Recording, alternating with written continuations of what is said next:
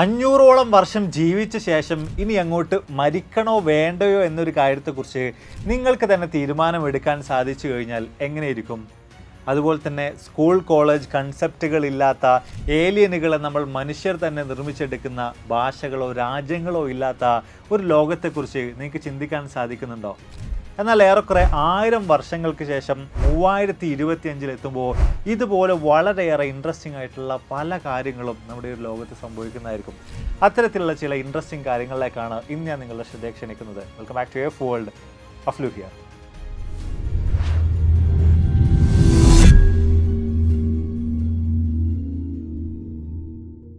ഏറെക്കുറെ 1000 വർഷങ്ങൾക്ക് മുമ്പ്, അതായത് 1025 കാലഘട്ടങ്ങളിലാണ് ഗൺ പൗഡർ കണ്ടുപിടിക്കപ്പെടുന്നതും അത് യുദ്ധങ്ങളിലൊക്കെ തന്നെ ഉപയോഗിക്കാൻ ആരംഭിക്കുന്നതൊക്കെ. അതുപോലെ തന്നെ വിൻമില്ലുകൾ കണ്ടെത്തുന്നതും പ്രിൻറ്റിംഗ് ഡിവൈസുകളൊക്കെ കണ്ടെത്തുന്നതൊക്കെ ഈ ഒരു കാലഘട്ടത്തിലാണ്.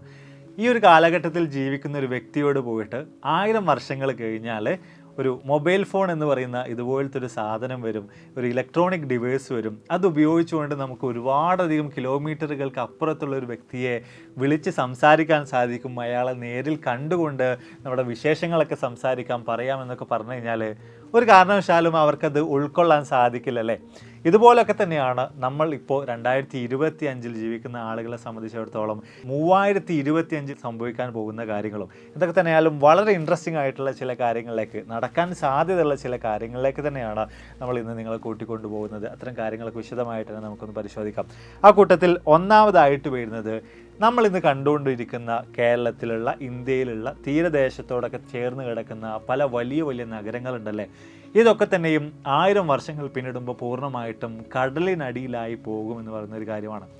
നമുക്കറിയാം അതിൻ്റെ ഒരു സുപ്രധാനമായിട്ടുള്ള കാരണം എന്ന് പറയുന്നത് ഗ്ലോബൽ വാർമിംഗ് തന്നെയാണ്.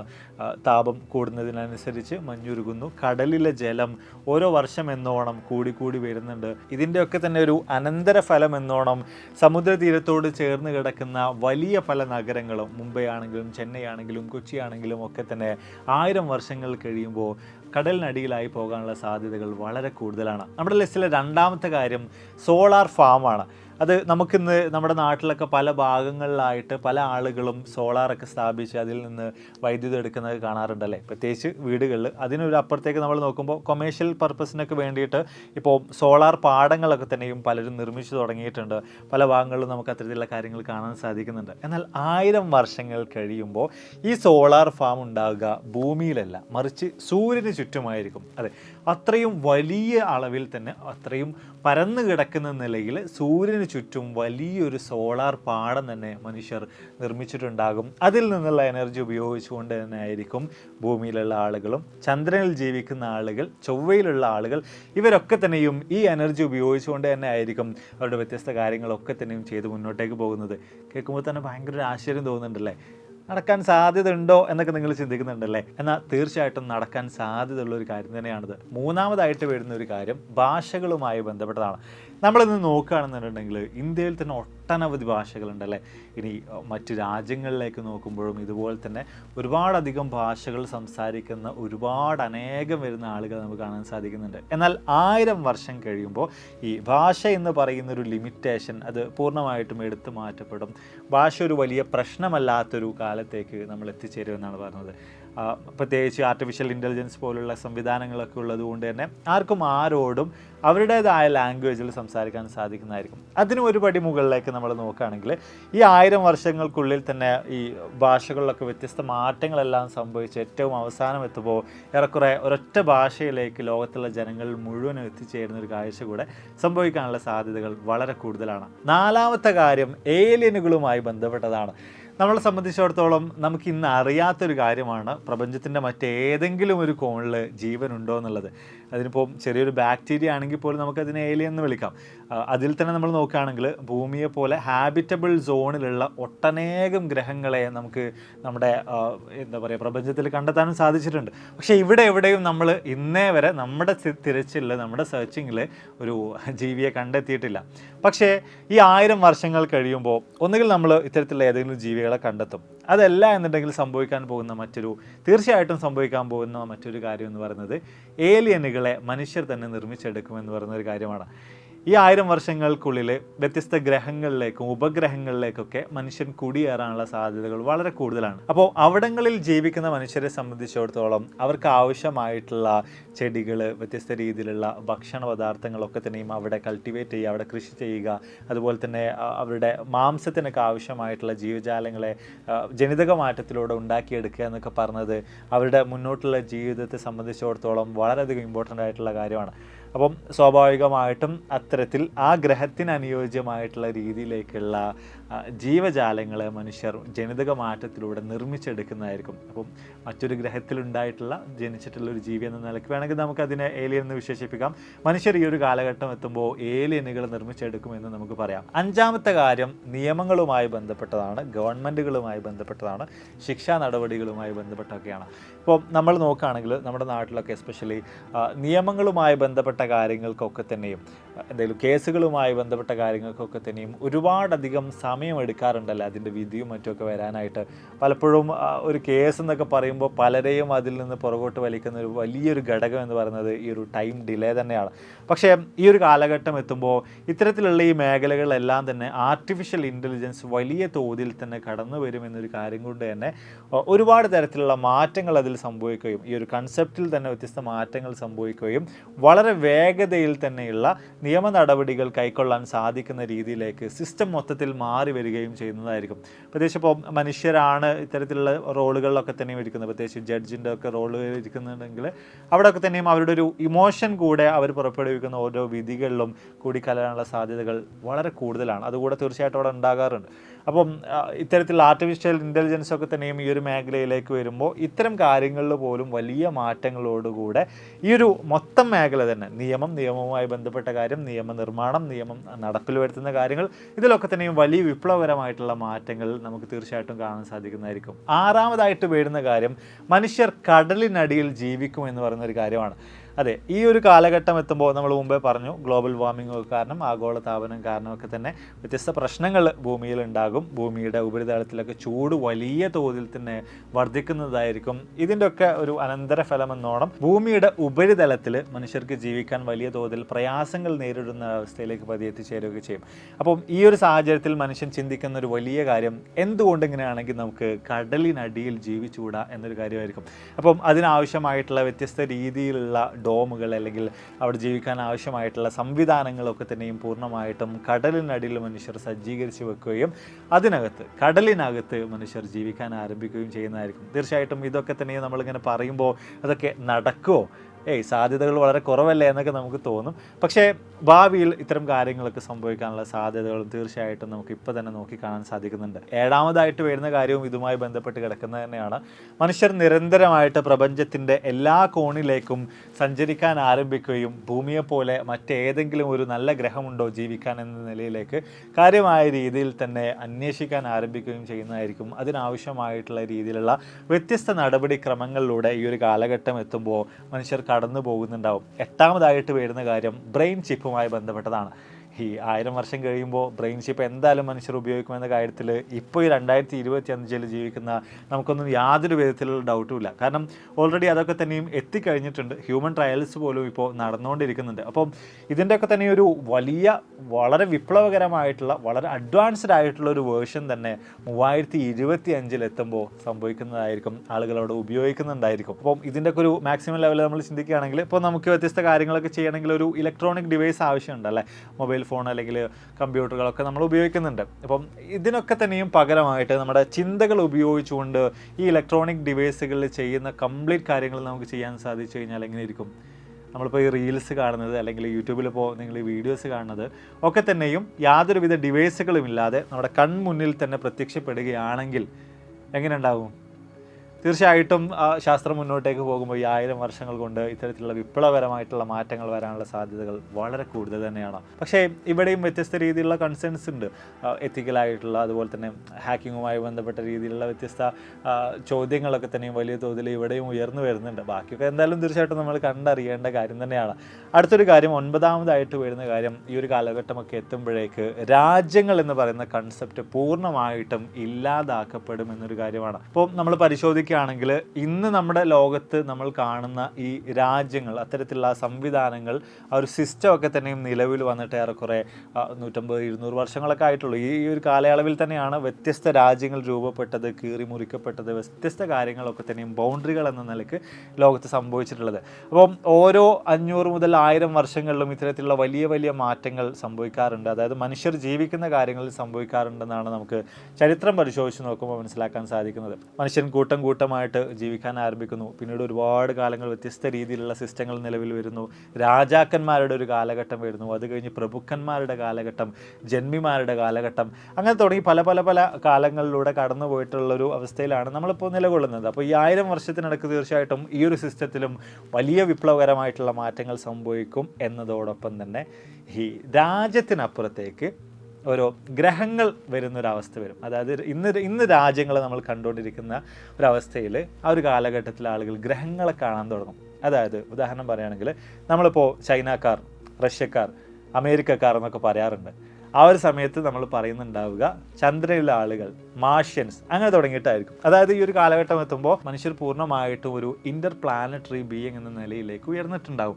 വ്യത്യസ്ത ഗ്രഹങ്ങളിലൊക്കെ തന്നെയും ഉപഗ്രഹങ്ങളിലൊക്കെ തന്നെയും മനുഷ്യർ ജീവിക്കുന്നുണ്ടാവും. അപ്പോൾ ഇതിനടിസ്ഥാനത്തിലായിരിക്കും ഈ ആളുകളെ നമ്മൾ വ്യത്യസ്ത കാറ്റഗറൈസ് ചെയ്യുന്നത്. ഇപ്പോൾ ഈ രാജ്യങ്ങളുടെ കാര്യങ്ങളൊക്കെ പറഞ്ഞ് നമ്മൾ കാണുന്നത് പോലെയൊക്കെ തന്നെയും കണക്കാക്കി വരുന്നത്. ആ ഒരു സിസ്റ്റം മൊത്തത്തിൽ മാറുന്നതായിരിക്കും എന്ന് ചുരുക്കം. നമ്മൾ ലിസ്റ്റിലെ 10ാമതായിട്ട് വരുന്ന കാര്യവും ഇതുമായിട്ട് ബന്ധപ്പെട്ട് കിടക്കുന്നത് തന്നെയാണ്.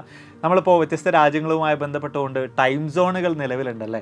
അപ്പം ഇതിനെയും പൂർണ്ണമായിട്ടും മാറ്റിമറിക്കുന്ന നിലയിലുള്ള കാര്യങ്ങൾ, അതിലൊരു പുതിയ സംവിധാനങ്ങളൊക്കെ നിലവിൽ വരുന്ന രീതിയിലേക്കൊക്കെ തന്നെയായിരിക്കും കാര്യങ്ങൾ മുന്നോട്ടേക്ക് പോവുക. ഓരോ ഗ്രഹങ്ങളിലും ആളുകൾ ജീവിച്ചുകൊണ്ടിരിക്കുമ്പോൾ ഇതെല്ലാം പരസ്പരം കണക്ട് ചെയ്യുന്ന രീതിയിലേക്കൊക്കെ വരുമ്പോൾ തന്നെയും ഈ ടൈം സോണിൻ്റെയും ഡേറ്റിൻ്റെയും കാര്യത്തിലൊക്കെ തന്നെയും വലിയ മാറ്റങ്ങൾ തീർച്ചയായിട്ടും ആ കാലഘട്ടങ്ങളിൽ സംഭവിക്കുന്നതായിരിക്കും. 11ാമതായിട്ട് വരുന്നത് ഈ ഒരു കാലഘട്ടത്തിൽ ജീവിച്ചുകൊണ്ടിരിക്കുന്ന ആളുകൾക്കൊന്നും തന്നെ ഡ്രൈവിംഗ് ലൈസൻസ് ആവശ്യമുണ്ടാകില്ല എന്നൊരു കാര്യമാണ്. തീർച്ചയായിട്ടും നമുക്കിപ്പോഴേ ഊഹിക്കാവുന്ന ഒരു കാര്യം തന്നെയാണ്. ഓട്ടോണോമസ് ആയിട്ടുള്ള വാഹനങ്ങൾ ഇപ്പോൾ തന്നെ വിപണിയിലേക്ക് എത്തിയിട്ടുണ്ട്. 1000 വർഷത്തിൽ വലിയ വിപ്ലവകരമായിട്ടുള്ള മാറ്റങ്ങൾ ഈ ഒരു മേഖലയിലും സംഭവിക്കുന്നതായിരിക്കും. അപ്പം എനിക്ക് തോന്നുന്നു അപ്പം ആ ഒരു കാലഘട്ടത്തിൽ മാനുവലായിട്ട് ഡ്രൈവ് ചെയ്യുക എന്ന് പറയുന്നത് വലിയ ബുദ്ധിമുട്ടേറിയിട്ടുള്ള കാര്യമാകാനുള്ള സാധ്യതകളുണ്ട്. എല്ലാവരും ഓട്ടോണോമസ് ആയിട്ടുള്ള വാഹനങ്ങൾ ഉപയോഗിക്കുമ്പോൾ അപകടങ്ങളൊക്കെ തന്നെയും വലിയ തോതിൽ കുറഞ്ഞ് നമുക്ക് യാത്രകൾ നടത്താനായിട്ട് സാധിക്കുന്നതായിരിക്കും. അതിൽ തന്നെ ഒരു പടി മുകളിലായിട്ട് മനുഷ്യൻ പറന്ന് നടക്കുന്ന നിലയിലേക്കുള്ള ഓട്ടോമാറ്റിക്കലി ഡ്രൈവ് ചെയ്യുന്ന രീതിയിലുള്ള വാഹനങ്ങൾ തീർച്ചയായിട്ടും നമുക്ക് കാണാനായിട്ട് സാധിക്കുന്നതായിരിക്കും. അതായത് നമ്മൾ ചില സൈഫൈ സിനിമകളിലൊക്കെ തന്നെയും കാണാറില്ലേ, അതൊക്കെ തന്നെ ഈ 1000 വർഷത്തിനുള്ളിൽ യാഥാർത്ഥ്യമാകുമെന്ന് ചുരുക്കം. മനുഷ്യരായ നമ്മളൊക്കെ സംബന്ധിച്ചിടത്തോളം ഈ ഒരു കാലഘട്ടമൊക്കെ എത്തുമ്പോൾ ചുമ്മാ ഇരിക്കുക എന്നുള്ളതായിരിക്കും പ്രധാനമായിട്ടുള്ള ജോലി. കാരണം നമ്മൾ ചെയ്യേണ്ടിയിരുന്ന, നമ്മൾ ഒരുപാടധികം എഫേർട്ട് ഇട്ട് ചെയ്യേണ്ട ഒരുപാടധികം കാര്യങ്ങളെ നമുക്ക് ചുറ്റുമുള്ള നമ്മൾ നിർമ്മിച്ചെടുത്തിട്ടുള്ള ആർട്ടിഫിഷ്യൽ ഇൻ്റലിജൻസിൻ്റെയും മറ്റൊക്കെ സഹായത്തോടു കൂടെ പ്രവർത്തിച്ചുകൊണ്ടിരിക്കുന്ന വ്യത്യസ്ത ഡിവൈസുകൾ, വ്യത്യസ്ത ഉപകരണങ്ങളൊക്കെ തന്നെ നമുക്ക് വേണ്ടി ചെയ്ത് നൽകുന്നതായിരിക്കും. പിന്നെ ഇതിനൊക്കെ തന്നെയും മേച്ച് ചുമ്മാ സമയം ചിലവഴിച്ചുകൊണ്ട് എൻജോയ് ചെയ്ത് അവിടെ ഇരുന്നാൽ മതിയല്ലോ. അടുത്ത 10ാമതായിട്ട് വരുന്ന കാര്യം ഉറക്കവുമായി ബന്ധപ്പെട്ടതാണ്. ഉറക്കവുമായി ബന്ധപ്പെട്ട വ്യത്യസ്ത രീതിയിലുള്ള ഗവേഷണങ്ങൾ ഇപ്പോൾ തന്നെ നടന്നുകൊണ്ടിരിക്കുന്നുണ്ട്. നമ്മൾ സാധാരണഗതിയിൽ ഒരു മനുഷ്യൻ 6 മുതൽ 8 മണിക്കൂർ വരെ ഉറങ്ങണം എന്നൊക്കെ പറയാറുണ്ട്. പക്ഷേ ലേറ്റസ്റ്റ് ആയിട്ടുള്ള ചില സ്റ്റഡീസിൽ നിന്നൊക്കെ നമുക്ക് മനസ്സിലാക്കാൻ സാധിക്കുന്നത് ഒരു മനുഷ്യനെ സംബന്ധിച്ചിടത്തോളം ഡീപ്പ് സ്ലീപ്പ്, അതായത് നമ്മൾ ഉറങ്ങിക്കഴിഞ്ഞ് ഏറെക്കുറെ 1-2 മണിക്കൂർ മുതൽ ഒരു 3-4 മണിക്കൂറിനുള്ളിൽ സംഭവിക്കുന്ന ആ ഡീപ്പ് സ്ലീപ്പ് നമുക്ക് ഒരൊറ്റ മണിക്കൂർ കൃത്യമായിട്ട് അടിപൊളിയായിട്ട് കിട്ടിക്കഴിഞ്ഞാൽ തന്നെ ദാറ്റ്സ് ഇനഫ്, അത് ധാരാളമാണെന്ന രീതിയിലുള്ള കാര്യമാണ്. നമ്മുടെ ബ്രെയിനിൻ്റെ റിപ്പയറിംഗ് പോലുള്ള കാര്യങ്ങളൊക്കെ നമ്മൾ ഈ ഉറങ്ങുന്ന സമയത്ത് നടക്കുന്നുണ്ട്. നമ്മുടെ ശരീരത്തിൽ വ്യത്യസ്ത മാറ്റങ്ങളൊക്കെ സംഭവിക്കുന്നുണ്ടെന്ന കാര്യം നമുക്കറിയാം.